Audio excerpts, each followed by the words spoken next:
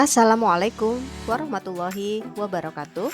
Kembali lagi bersama saya, Sihatun Nikmah, calon guru penggerak angkatan 10. Pada video kali ini, saya akan membahas mengenai koneksi antar materi modul 2.1, pembelajaran untuk memenuhi kebutuhan belajar murid. Untuk dapat memenuhi kebutuhan belajar murid, maka diperlukan suatu pembelajaran yang berpihak pada murid. Salah satu wujud pembelajaran yang berpihak pada murid adalah melalui pembelajaran berdiferensiasi. Pembelajaran berdiferensiasi merupakan suatu proses pembelajaran yang merespon dan menyesuaikan kebutuhan belajar murid dan dilakukan penilaian yang berkelanjutan untuk mengetahui perkembangan muridnya. Pembelajaran ini adalah upaya guru untuk mendukung semua keunikan murid sehingga murid merasa nyaman dan senang belajar. Apakah benar setiap murid itu unik? Masih ingatkah bahwa murid bukanlah tabula rasa atau bukan kertas kosong yang bebas kita isi sesuka hati? Dari sejak lahir, murid sudah memiliki bekal karakter dan bakat yang samar-samar. Dengan demikian, tugas orang tua dan guru adalah menebalkan karakter dan bakat yang baik.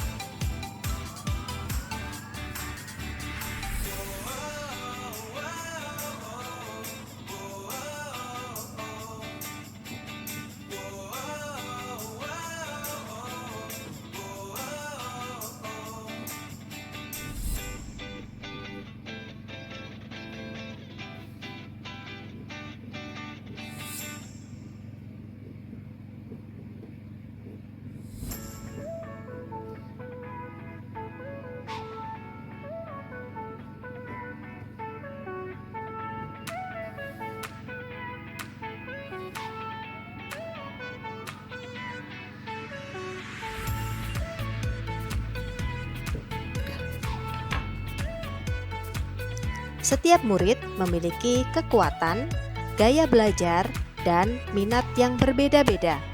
Beberapa di antara mereka menyukai kegiatan berkelompok. Ada juga yang suka menghindar ketika kegiatan berkelompok.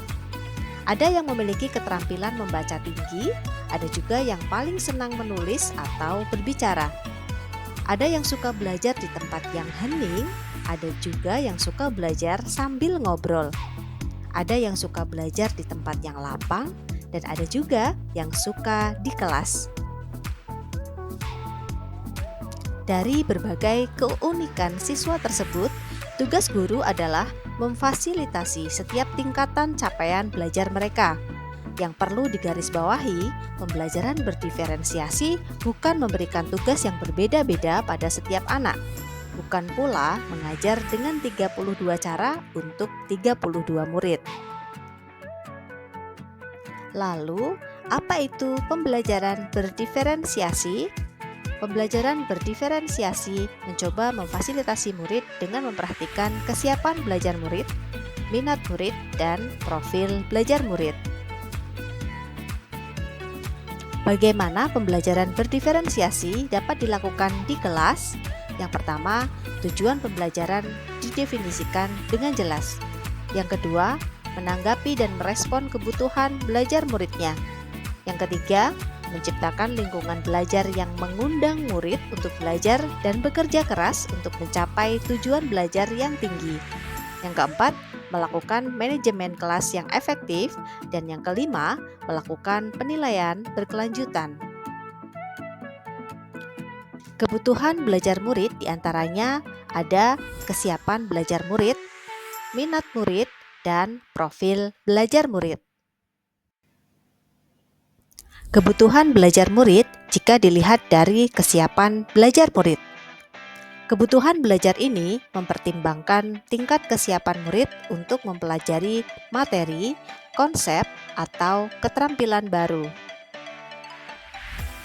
Beberapa perspektif yang dapat kita gunakan untuk menentukan tingkat kesiapan belajar murid adalah bersifat mendasar atau bersifat transformatif, bersifat konkret dan abstrak, sederhana atau kompleks, terstruktur atau terbuka, tergantung atau mandiri, lambat atau cepat.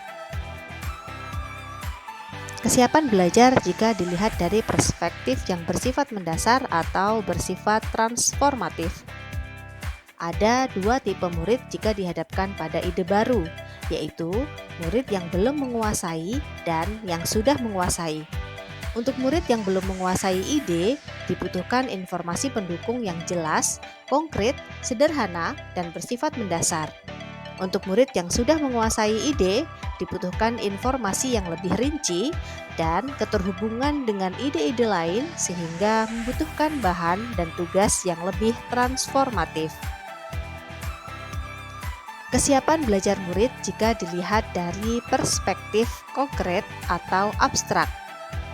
Ada dua tipe murid dengan tingkat kesiapan perlu belajar secara konkret melalui benda konkret atau contoh konkret, dan murid yang sudah siap mempelajari sesuatu yang lebih abstrak. Kesiapan belajar murid jika dilihat dari perspektif sederhana atau kompleks. Ada murid yang perlu bekerja dengan materi yang sederhana, dan juga ada murid yang sudah bisa menangani materi yang lebih rumit dan kompleks. Kesiapan belajar murid dilihat dari perspektif terstruktur atau terbuka. Ada murid yang masih memerlukan tugas dengan tahapan yang jelas dan rinci.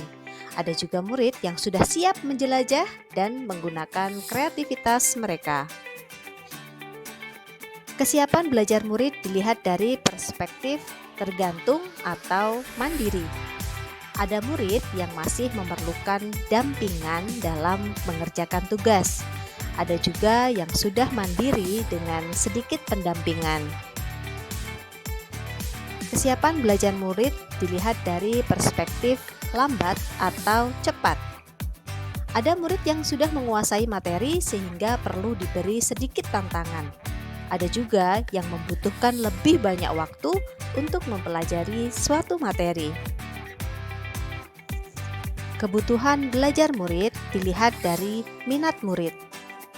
Minat merupakan suatu keadaan mental yang menghasilkan respon terarah kepada situasi atau objek tertentu yang menyenangkan dan memberikan kepuasan diri. Minat sebenarnya dapat dilihat dalam dua perspektif. Yang pertama, minat situasional, dan yang kedua, sebuah kecenderungan individu untuk terlibat dalam jangka waktu lama dengan objek atau topik tertentu. Pada perspektif minat situasional, yaitu apabila ada seorang murid yang sebelumnya tidak menyukai topik hewan, bisa berbalik menyukai karena gurunya menyampaikan dengan cara yang menarik, menghibur, dan menggunakan berbagai alat bantu visual. Minat murid jika dilihat dari perspektif sebuah kecenderungan individu untuk terlibat dalam jangka waktu lama dengan objek atau topik tertentu adalah ketika seorang murid yang sebelumnya menyukai topik hewan tetap menyukai topik tersebut meskipun gurunya tidak menyampaikan dengan cara yang menarik. Kebutuhan belajar murid dilihat dari profil belajar murid. Profil belajar mengacu pada bagaimana cara kita sebagai individu paling baik belajar. Ada banyak faktor terkait profil belajar. Beberapa di antaranya adalah preferensi terhadap lingkungan belajar, pengaruh budaya, preferensi gaya belajar, dan preferensi kecerdasan majemuk. Preferensi terhadap lingkungan belajar apabila ada murid yang tidak dapat belajar di ruangan yang terlalu dingin, bising, atau terang, dan sebagainya. Adapun dari pengaruh budaya, ada tipe murid yang santai atau terstruktur, pendiam atau ekspresif, personal atau impersonal. Berdasarkan preferensi gaya belajar, maka ada 3 gaya belajar murid, yaitu visual, auditory, dan kinestetik. Berdasarkan preferensi kecerdasan majemuk, ada 8 kecerdasan manusia dalam berinteraksi dengan dunia. Yang pertama, visual spasial, musikal, bodily kinestetik, interpersonal, intrapersonal, verbal linguistik, naturalis, dan logik matematika.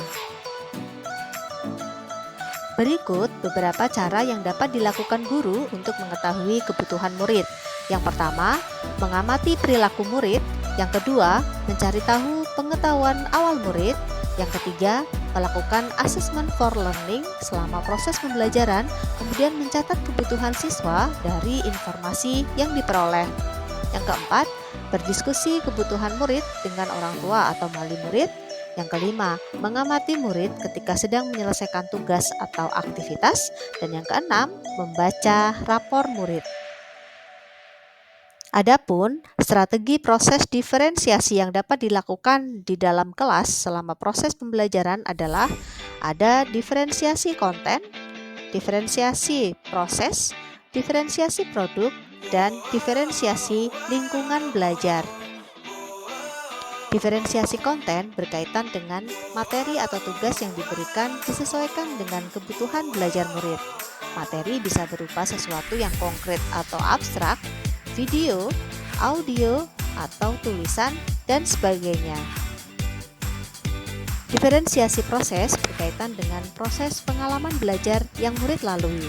Murid bisa berproses sesuai dengan kebutuhan belajarnya.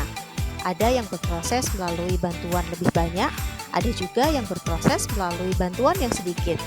Diferensiasi proses dapat disesuaikan dengan gaya belajar murid melalui perbedaan pengalaman belajar yang auditory, visual, atau kinestetik.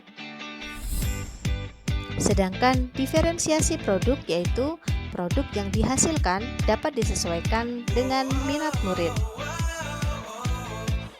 Dan yang terakhir adalah diferensiasi lingkungan belajar murid. Diferensiasi lingkungan belajar murid dapat disesuaikan dengan kenyamanan murid saat belajar pada kondisi lingkungan tertentu. Selanjutnya, kita akan membahas mengenai keterkaitan antar modul. Koneksi antar modul. Pembelajaran berdiferensiasi merupakan salah satu upaya guru untuk memenuhi kebutuhan belajar murid sesuai kodrat alam dan kodrat zaman murid. Untuk mewujudkan pembelajaran berdiferensiasi harus dilakukan oleh seorang guru yang berpihak pada murid, reflektif, mandiri, kolaboratif, dan inovatif. Pembelajaran berdiferensiasi sebagai salah satu upaya untuk mewujudkan visi guru penggerak yang berpihak pada murid. Proses pembelajaran berdiferensiasi dilakukan sesuai kesepakatan kelas agar terwujud budaya positif di kelas pada khususnya dan di sekolah pada umumnya. Salam dan bahagia guru penggerak. Terima kasih. Wassalamualaikum warahmatullahi wabarakatuh.